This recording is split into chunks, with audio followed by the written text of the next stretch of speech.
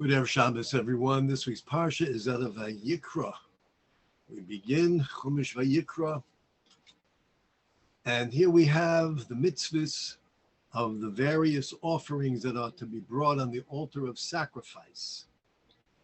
One of the offerings is, of course, a korban oila, burnt offering, in which we are told that a person should bring a male bull, 2 years old, and he should bring this, and all of the procedures should be done properly by the Kohen.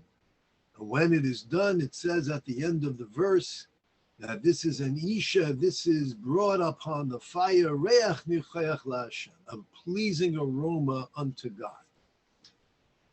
And then we find that one can bring a bird as an ola offering. Has to be a certain specific type of a bird.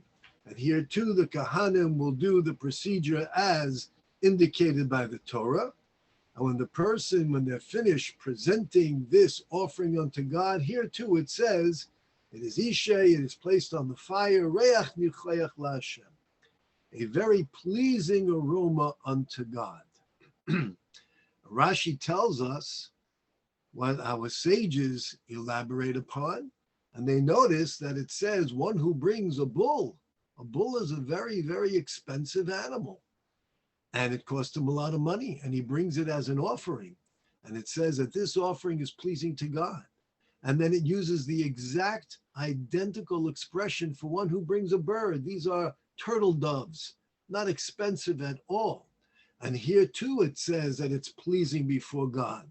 And this is to teach us, echad hamarba, whether one does much, does a lot, the echad hamamit, or one does just a small amount, ubelvad, as long as sheyachaven liba l'shamayim, that their hearts are focused on being pleasing unto heaven, unto God, that they are equal. And that's why the same expression is used in both places. The bull, which is such an expensive offering, and the bird, which is so inexpensive, are both pleasing unto God. The Or Chaim explains, because if the Torah wants to indicate to us that the offering is pleasing, it could have said that if somebody brings a $5 bird, that is pleasing unto God. Certainly one who spent $500 on the bull to bring as an offering, that is of course pleasing too. Why does the Torah have to specifically mention this in both places? To equate them. Not just they're pleasing, but they are equally pleasing. The Or Chaim then asks a question. First of all, we need to ask a question.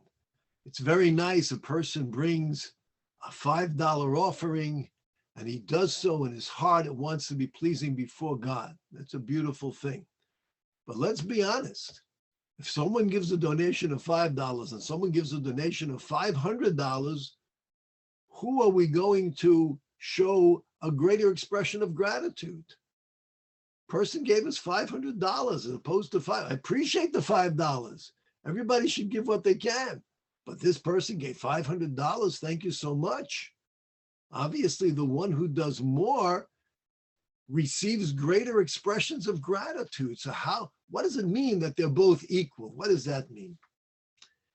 In addition, the Or Chaim asks and says, if indeed the Torah wants to show us that they are both equal, then why do our sages have to use the expression, one who does much gives a lot, one who does a little? As long as their hearts are focused on pleasing to God, they are equal. Why does it have to say one who does this, one who does that? Why doesn't it just say, from here we see the fact that the same expression is used in reference to the bull or to the turtle dove? We see that a small amount is equal to a large amount. That's what it should say. Why does it have to mention one who does this, one who does that? It seems to be an unnecessary elaboration.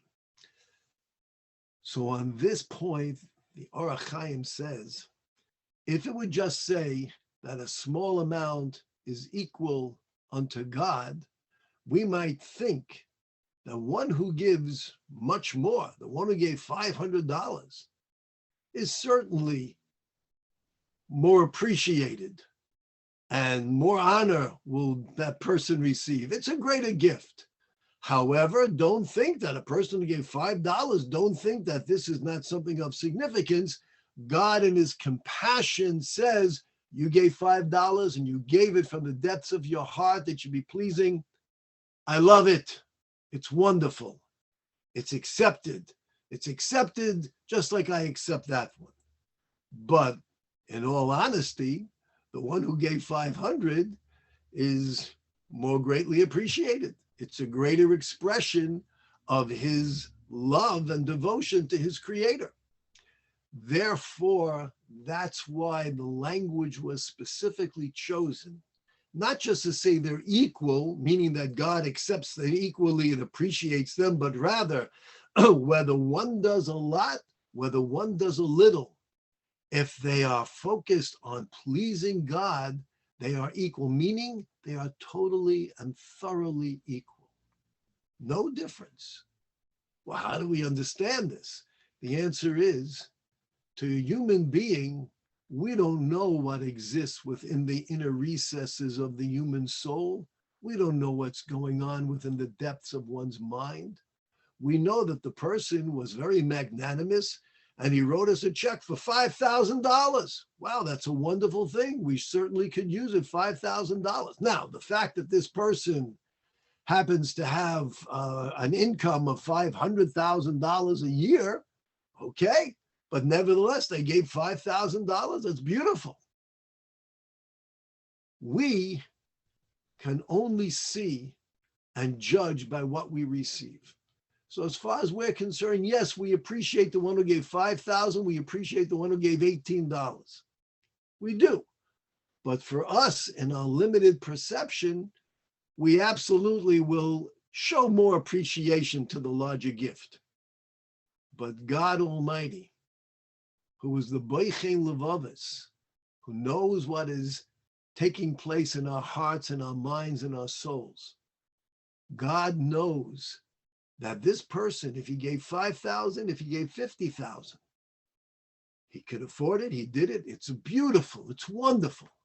And this person who gave 18, if that's what they can give, and he did it from the depths of his soul, absolutely, it is totally equal. It's as if he gave the $50,000 also. God, who knows what's happening in our souls, God sees that they are absolutely, totally equal, 100%. Rabbeinu Yerucham, he expounds, he says, could you imagine? Here's a man, he has a nice income, and he brings a bull, cost him $200 for the bull. This man has an income of $100,000 a year. So he spent $200 on the bull. Very nice. He's bringing the bull an offering, beautiful expression of his devotion and dedication unto God. But what about this person who has exactly $100 in his bank account? That's it. And he lives from day to day, trying to find a job, do some work. And this person who has $100 in the bank spends $18 or $10. And he's left with a total of $90. But he did so. He gave what he could give. And he did so lovingly from the depths of his heart and his soul. God doesn't look at numbers. God doesn't look at talent. God looks at the sincerity in our hearts. That's what this is teaching us. Yes, amongst mankind, we only know those who can get up in front of a camera and they appear to be so beautiful and so glib of tongue and they're so eloquent and they make such wonderful speeches and everything. They're captivating, there's no question. But God Almighty knows the truth. And in the world to come, the truth will be revealed. And God says, let me look at your heart. Let me look at your soul. Let me see what you feel. This one, they might know Hebrew inside out, backwards and forwards. It's their mother language. And when they daven, they zip it up. And here's somebody else who struggles. They just learned Hebrew and they struggle. But when they daven from the depths of their heart. They're talking to God. They're not just saying words in a prayer book. They're talking to God. That is precious. It is beloved. That's what this is teaching us, this verse. There are some people who are born with natural talents. They might be born into wealth. They might be born with great skills. They might be born with a great mind, clever, sharp. And then there are others who perhaps were not born into such comfort, luxury, or with the skills, and perhaps their mind is not as sharp, and they have to work hard and twice as hard and 3 times as hard to understand. God says, you know what I value?